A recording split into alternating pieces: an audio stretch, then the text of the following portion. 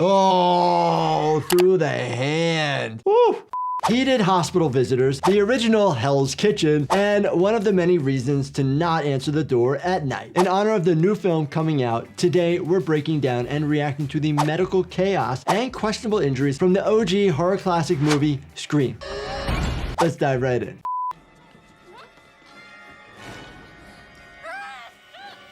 Oh, so laceration to the lateral aspect of the right forearm. There are some cutaneous nerves over there, so you might get some numbness with that type of cut. But unlikely with that type of cut, it goes through the fascia into the muscle. Oh, be careful with glass bottles. People come in all the time with lacerations, even foreign bodies in their body due to glass breaking. They're a pain in the butt. You can't really see it. The majority of the time, if we're concerned about a foreign body, we're gonna get an x-ray. Oh man, I remember they made fun of this scene with the Scary Movie series. Wow, okay.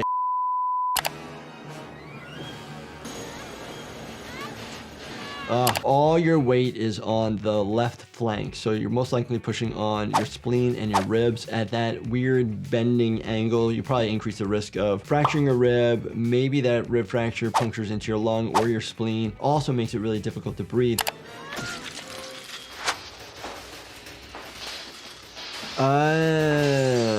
You see a torque in her head. So I anticipate the mechanism of injury here is a cervical spine fracture. Because otherwise, for somebody to go limp like this, there's really no other mechanism in that scenario that would apply for that. Who are you? Michael Myers? Multiple lacerations to the face, and quite interestingly enough, they're all still open. When you have holes like that, in the emergency department, we're going to close them up. Each of these look like they might benefit from sutures. Yeah, I don't think so. That is the button to call for like the nurse. So every room, even in the emergency department, we have those like help buttons. Oh, let me just jump on somebody and try to strangulate them. Oh my gosh. Trying to compress the trachea, which is a hard cartilaginous structure, which can compress down. Typically won't go all the way. On the sides of your neck, you're compressing down the blood vessels. Blood going to the brain and blood going out back to your heart. Oh my gosh. Even if you don't enucleate, pain is significant when you're actually trying to push on somebody's eye. And then you have the superior orbital notch of the nerve that's coming right out. Oh. That fall actually causes a lot of trauma. We have patients that come in that fall out of bed onto hard floors. They break hips, they crack skulls, lots of bleeding or a lot of hematomas. So it doesn't look like a big fall, but when you're not aware of it and not protecting yourself, it can hurt a lot. Oh, compressing the full body weight on an open wound. Ouch, that hurts a lot. Wound is probably closed, but it hasn't sealed itself completely off. So when we suture a wound shut, I always tell patients you're going to ooze and bleed through that because it's still going to seep through. Oh wow, we don't have these type of like glass cabinets in the rooms anymore. We have carts that are locked. Most things that you need are stored outside of the room. They're actually accounted for. They all have barcodes, they all get charged, whatever is being used. Ooh. And the classic metal bedpan. We don't have these. We don't have a lot of reusable things at the hospital. Most things are one-time uses, one patient usage, which is great. So otherwise, you need to make sure that these are sterile. Oof. Oof.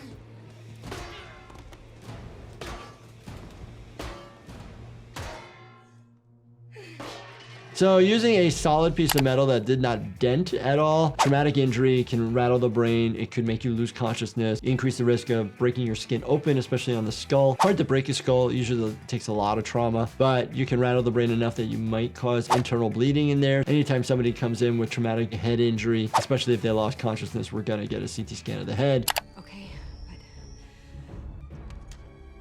but... Oh. Clear.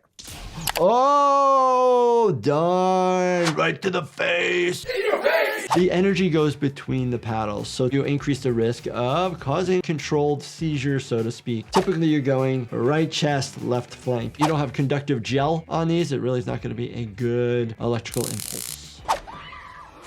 Laceration right upper quadrant of the abdomen. Your liver, your gallbladder, your colon all sit up on that side of the abdomen. Remember, as doctors, we put all our organs in quadrants, so it's easy for us to identify the medical problem that might be going on that area. Oh. Ow. Probably causing a fracture of the tibia and the fibula of the ankle or just above it versus a rupture of your tendon. Either one in this scenario, now you may not have appropriate attachment and push off of your foot, so it makes it even harder to go away. Oh, through the hand. Woo!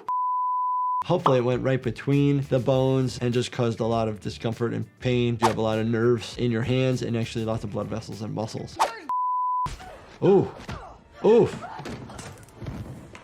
If watching Kitchen Nightmares like this has your heart racing, you're not alone. One of the reasons I created Chillax by my company Life Happens, designed to help calm racing thoughts and bring your system back down after any of life's intense situations. Find Chillax at lifehappens.com or on Amazon. Uh-oh. You. Oh, darn. Ooh. Multiple gunshot wounds to the chest. Quite survivable. It just depends on where they hit. But she lit up. What goes on fire on this is your clothes as well as the hair. The flames are now going into your mouth, your airway, melting it, causing you to have significant difficulty breathing. The flames are taking the oxygen away. Extremely painful.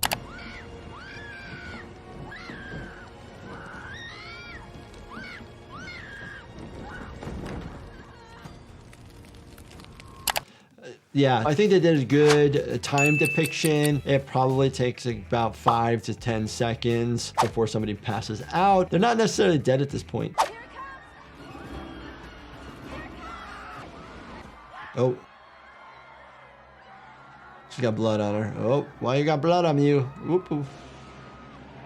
That's fresh blood, like really fresh blood. Blood dries usually if it's like that thin, but that's a lot of blood.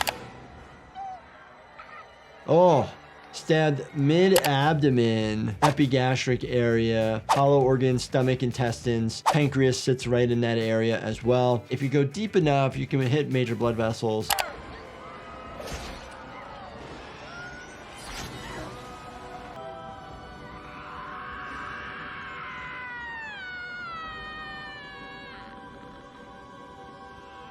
Multiple stab wounds to the abdomen, and they're bleeding out of their mouth. Why would somebody be bleeding out of their mouth? Classic movie drama. Unless she bit something in her mouth, she bit her tongue, she bit her cheek. The likelihood that you're going to have blood come up from your intestines is pretty darn low. Lots of injuries, things that we do see on a daily basis to a point in the emergency department all across the world. If you want me to do more reacts to Scream and more clips, let me know in the comments. And as always, do me a favor, check out this playlist right here, binge watch everything, and don't forget to subscribe, turn on your bell notifications, and hit that like button for me. Thank you so much for watching, and stay healthy, my friends.